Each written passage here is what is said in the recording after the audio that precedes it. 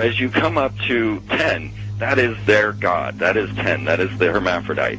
But if you stop at 9 and you skip to 11, skipping God, then you are a Luciferian. Because 11 is the number of the magician. It's the one step above. Once you have accomplished the tree of life, you are now the magician. You are one above 10. But they're doing it by skipping God. That's the symbolism of 9/11.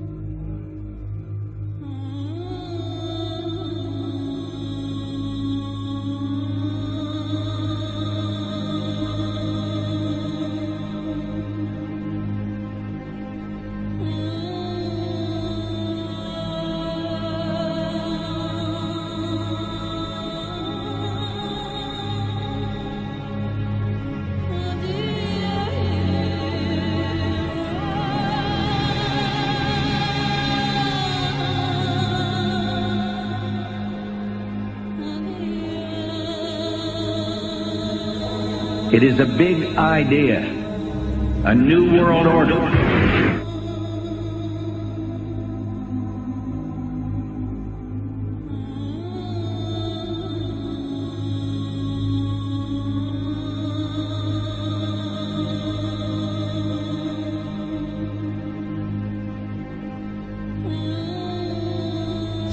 We were on assignment. We were supposed to kill 2 birds with 1 stone.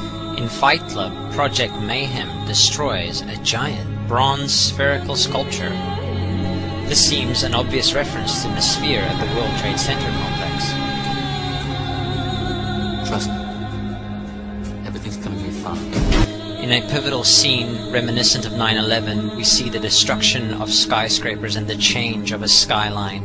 Second anniversary of the 9/11 attack on the World Trade Center, George Bush asked for an $87 billion increase in military spending.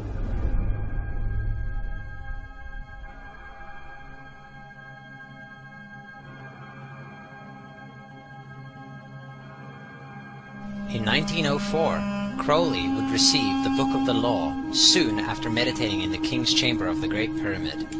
He claimed he had been contacted by a being called Aiwass. Crowley would also use this symbol in his work.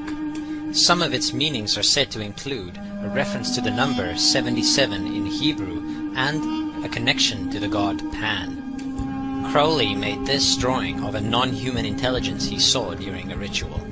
Synchronous 23 has made the connection between Aiwass and the Wizard of Oz, and has further pointed out the similarities between Crowley's grey alien-like drawing and the depiction of the projection of the Wizard of Oz in the film version. The much overlooked theory has been put forward on the internet that when we are looking at George W. Bush, we are actually seeing Aleister Crowley's grandson. I have suggested that this video footage of George W. Bush reading The Pet Goat, coinciding with the start of the 9/11 mega ritual, is in fact a dedication of the 9/11 mega ritual to the great god Pan by Aleister Crowley's grandson.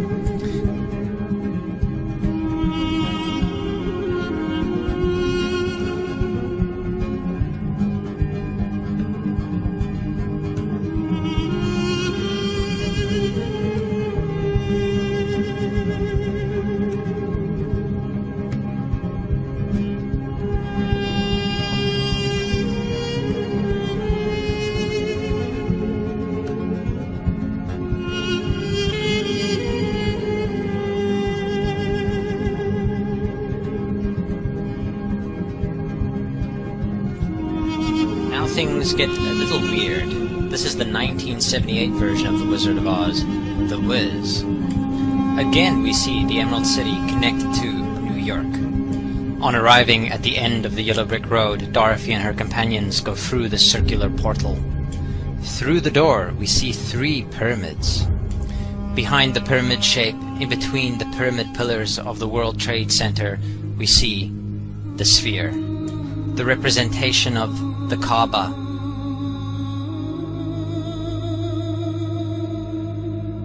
The inhabitants of Oz dance around the sphere in ritualistic fashion. Fashioned in giant letters over the dome of the sphere, we see the word Oz.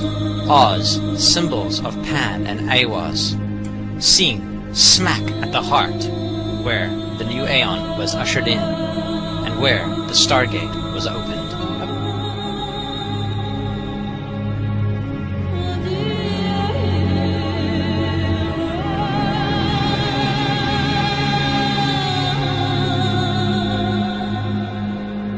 Between the Twin Towers is called the Spherical Caryatid. It was made by artist Fritz Koenig and was nicknamed the Sphere. We see that Koenig made this thing in Bavaria, the same place where the Illuminati was founded. The most interesting fact about the placement of the Sphere at the World Trade Center Plaza has to be that architect and designer of the World Trade Center, Minoru Yamasaki, intended the plaza itself to be a representation of the Grand Mosque of Mecca, the Sphere in particular taking the place of the Kaaba.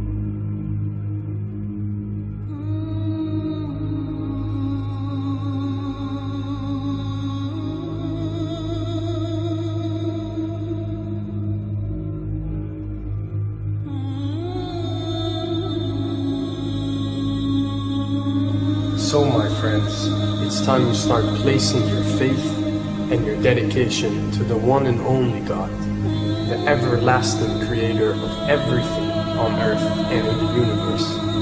He is greater than anything our minds can comprehend. Do you know how many times Muslims are required to circle the Kaaba when they visit it? 7 times, each counterclockwise. Would you like to know why? You see, what binds us as humans to this life and to this dimension and to this earth is the limits of time and space. We are bound to this dimension and this reality through time and space. Hence, if one wants to leave this dimension or leave this reality, he needs to break away from time and space. So when you visit the Kaaba and you rotate counterclockwise, what is this practice actually doing? It is literally helping you elevate your soul and elevating yourself to break away from time and space so you can touch something so unique and so beautiful and so powerful that it changes your life forever. And if you don't believe me, ask anyone who has visited the Kaaba how he or she felt or how their lives have changed ever since.